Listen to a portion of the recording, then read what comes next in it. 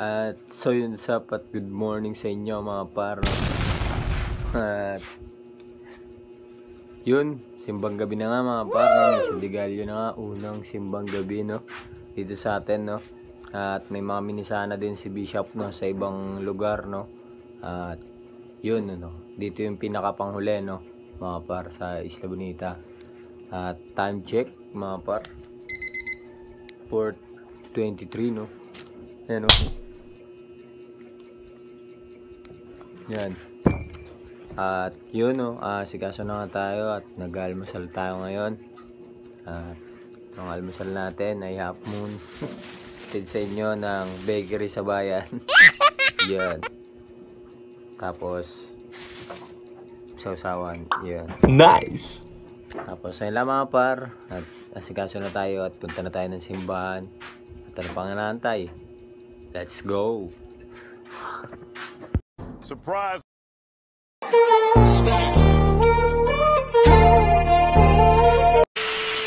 At yung mga par, at pagdiyanto natin ay nakabihis na tayo, no? At ano pang inaantay? Let's move up! At siyot sa mga par at nakabihis na tayo, no? At yan ang bibi namin, oh. Gising! Naggising! Gising na yan. Oh, natanggal na ang bonnet, mami. Ni baby Nana. At suit on na nga tayo, no? At tara na mga par. Bisa tayo, yup. At yun mga par, at punta na tayo ng simbahan. Okay na, let's go. You. At yun, so what's up mga par, at nandito na tayo sa simbahan, no? At eto, papuri na mga par, no? At di na tayo nakapag-intro kasi nagmamadali tayo, no? At yan, no? Ayan si Paro. Yo. Hey. At mamaya na lang ulit mga par, no? Yo. Time check tayo mga kapar, no?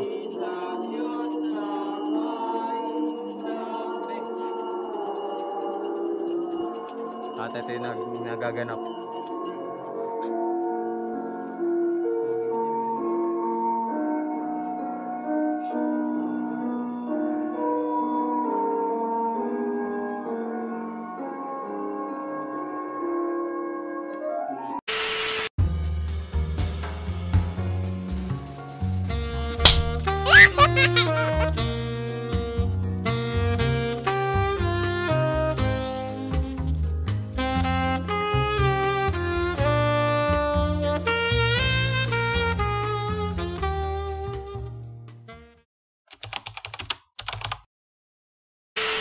Sa sala ng Santing Daigdigan. Mga minamahal kong kapatid, sa pagpapasimula ngayon ng mga simbang gabi sa iba't ibang simbahan, sa iba't ibang bahay dalaginan, yung po mga ginawa simbang gabi kagabi po kasi nag-umpisa na ang simbang gabi. Ito po yung anticipated mass na ginagawa hindi lamang sa ating bayan, hindi lamang sa Pilipinas. Kasi nung tinawagan ko po yung kapatid ko sa Australia, sabi ko, mag-alay kayo para sa misa natin, ang misa Digalio. Tinanong niya ako, sabi niya, Kuya, anong oras po ang simbang gabi? Sabi ko, alas 4 ang misa Digalio sa Santo Niño, La Isla Bonita. Sabi nga dito, 7:30 ng gabi ang simbang gabi. Sabi ko, meron din kami anticipated mass. Yan ka po'y ginagawa at isinagawa ng simbahan para mapapigyan lahat yung mga tao na hindi available sa madaling araw, yung giniginaw, yung inaantok pa. Sabi ko, pwede sila sa gabi. Kaya kami po, alas 6 ng gabi ay nagpasimula ng simbang gabi. Ito po talaga ang simbang gabi. Nagpasimula po kami alas 6 kagabi. At medyo sabik yung mga tao, kaya inabot po kami na 7:30. Pagkatapos po nun, lumipat naman kami sa ibang lugar. At nakauwi kami rito ay 1:30 na ng madaling araw. Kaya natulog lang na konti, nag-ayos, at alas 4 po, gising na uli para isagawa naman ang Misa de Gallo dito po sa La Isla Bonita, Salinas. Alam po ninyo, yung salitang Misa de Gallo, Gallo, meaning tandang. Ang salitang Gallo po, ang ibig sabihin ay tandang na manok. Noong panahon po, ang mga tao ay wala pang alarm clock, wala pang mga, lalo na walang cellphone, walang orasan. Hindi nila alam ang oras ng simbang gabi. Kaya sinabing simbang gabi dahil madilim pa, gabi pa ay nakikisa na nagbibigay na ng papuri, pasasalamat sa Diyos ang sangkatauhan. Pero ang guide nila, ang guidance ng mga tao para makapunta ng simbahan ay yung galyo, yung tandang, yung manok, yung ilaok ng manok. Kapag narinig na nila, uy, mimisa di galyo ng simbang gabi na. Kaya sila po nag-aayos na para magtungo na sa simbahan. Alam po ninyo, ang mga simbahan noon, mga ilang kilometro ang layo mula sa mga residente ng mga tao. At sila po ay humihingi ng alalay na tilaok ng manok para makarating sa kanila, makapunta sa mga simbahan para umaten ng simbang gabi o Misa de Gallo. Napakalaga po na maintindihan ng bawat isa sa atin ang kahulugan ng simbang gabi. Ang simbang gabi po ay hindi lamang nagsisilbing saya at galak sa ating mga puso. Ito po ay isang paggabay sa atin para ating maranasan at maramdaman ang tunay na hiwaga ng katubusan ng mundo sa pamamagitan ng pagtubos ng ating Panginoong Jesucristo. Sa simula pa lang, inihanda na po tayo. Inihanda na ang katubusan. Alam ng Diyos na ang tao ay mahina. Alam ng Diyos na ang tao ay makasalanan. Pero ipinagpatuloy pa rin po niya ang paglikha, ang pagmamahal, ang paggabay sa mga tao. Dahil alam niya na ang tao, bagamat mahina at makasalanan, ay marunong magpakumbaba at magsisi. Yun po ang mahalaga sa harapan ng ating Panginoon. Na tayo, bagamat nagkakasala, ay marunong tayong magbalik loob, magsisi at magpakumbaba. Kahit po mababasa ninyo ang history ng buhay ng mga lahat ng mga santo, iba't ibang santo at santa sa buong mundo. Alam naman natin na meron na tayo 2 Pilipinong santo. At nadadagdagan pa kasi meron pang idiniklarang banal ang Santo Papa at susunod yan po ay ma-uordinahan, maididiklarang santo na mahal na Santo Papa pagdating ng panahon para madagdagan po na naman ang Pilipino santo. Pero kung titignan natin sa kabila na sila'y naging banal, idideklara ng Panginoon, ng ating simbahan, na sila'y mga banal. Pero kung titignan po natin ang kanilang mga karanasan sa buhay, sila man ay mga may kahinaan din at sila'y nagkasala. Pero sa kabila ng kanilang mga kasalanan at pagkukulang sa harapan ng Diyos, marunong po silang manigluhod, magsisi, at humingi ng awa at kapatawaran sa ating Panginoon.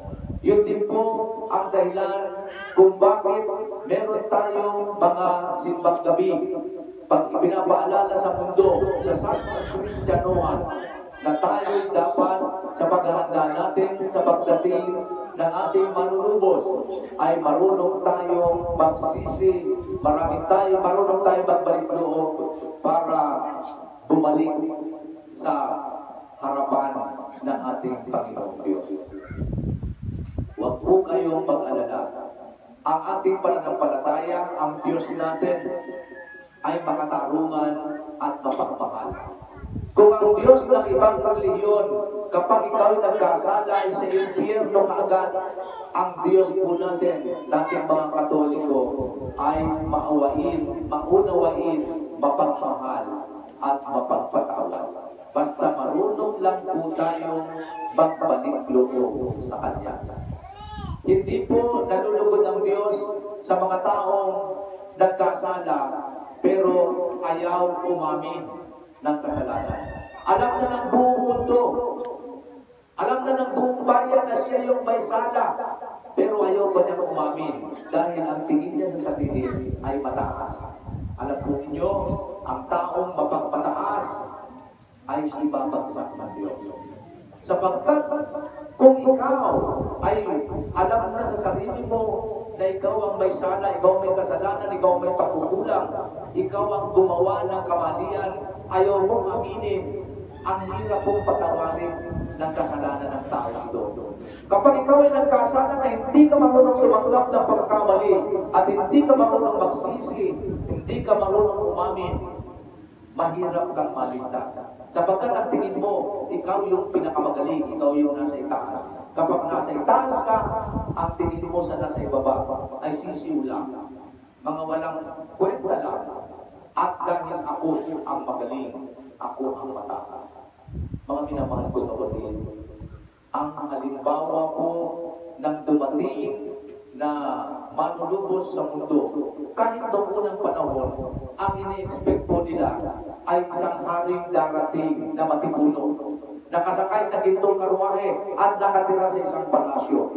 Nagulat sila, nalito sila, hindi nila alam na ang haring dumating na inutusan ng Ama para mahalin tayo ay isang hamak sa sarsapan lamang ipinakita. Ipinakita mo dito kung gaano ang kapakumbabaan ng ating Panginoon.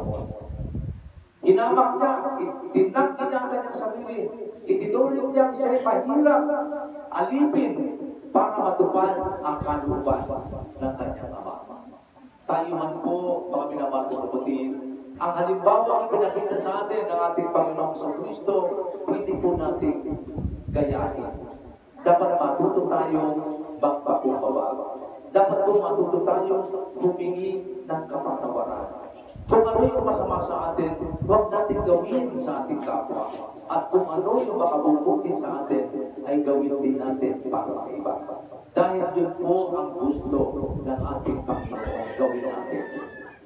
Sapagkat kung ano ang ginagawa natin sa ating pinakamaliliit na mga kapatid, hindi lamang po yun ang ginagawa natin ng kabutihan, kundi mismo ang ating Panginoon. Sabi ng Panginoon, whatsoever you do to the least of your brethren, you do it to me. Kung ano man ang ginagawa mo sa isa sa pinakamaliit na kapatid na ito, ay sa akin ninyo ginagawa. So mga minamahal ko kapatid, maliwanag po ang mensahe ng pagdating ng katutusan ng Diyos na tayo'y dapat taglay natin ang humility, ang kapakumbabaan para sa ating kaligtasan. Amen? Amen. Tayo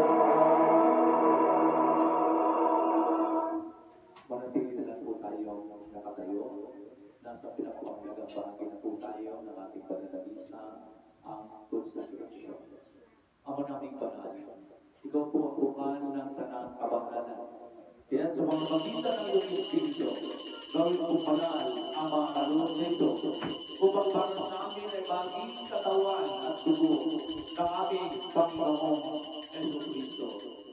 Bago na pinagtiisang kusang loob na maging handog, hinawakan niya ang tinapay. Pinasalamatan kanya.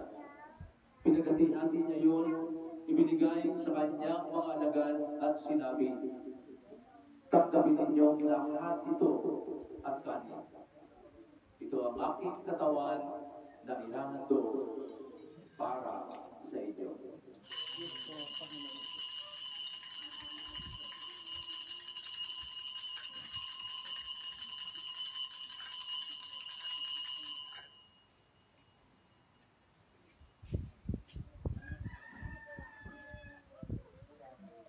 Hindi naman na matapos ang hapunan, hinawakan niya ang kalis. Muli kanyang pinasalamatan. Inabot niya ang kalis sa kanyang mga alagad at sinabi, "Tanggapin ninyong lahat ito at inumin. Ito ang kalis ng aking dugo, ng bago at walang hanggang tipan. Ang aking dugo na ibubuhos para sa inyo at para sa lahat, sa ikapagpapatawad ng mga kasalanan. Gawin ninyo ito sa pag-alaala sa akin."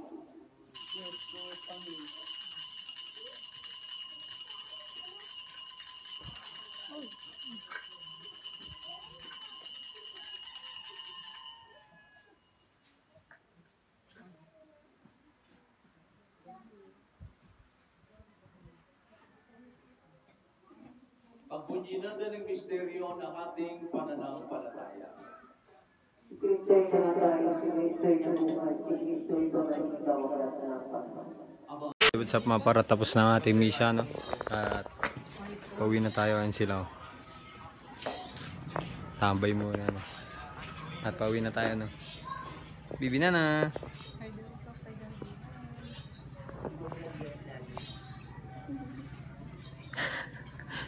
Si Puti ang pogi, oh. At mamaya lang sa bahay, oh. So what's up mga parat, nga, no? Tapos na ang ating first simbang gabi, no? At ngayon, no, tinatake ko na to, no? Oras natin is 6:41 na, no? ng gabi, no? Kasi nag-repack pa tayo, no? At tatrabaho tayo dun sa repack ng mga ng pamaskong handog dito sa bayan ng Rosario, no? Ayun yung mga ipamimigay dito ng mga par, no? At ayun lang mga par, at ngayon ko na i-edit yung video natin ng ngayong simbang gabi para maayos na ng mga par at ma-upload na natin mga par. At yun mga par, at sana na libot at na nakapakinig kayo ng na simbang gabi ng first na Misa de Gallo, no? Kasi nandiyan naman yung comment ni Bishop na panood nyo naman nata, no? Para dito sa mga hindi nagsimba ngayon, no? Ngayong first simbang gabi, no? Yan, panoorin nyo na lang to para makapag kayo, no? At ayun na nga mga par, no? At hanggang dito na lang muna ulit, no? Bukas na ulit, no? Second simbang gabi, no? At ayun lang mga par, like, comment, share, and subscribe. At magparami tayo, no? At inulit ko ulit, no? Kung gusto nyo magsakristan, contact nyo lang kami ni Par West, no? At yun, sakristan, choir, kung ano man para sa simbahan ay willing naman kami tumanggap mga par, no? At yun lang mga par, maraming salamat, peace out, and good vibes lang palagi mga par.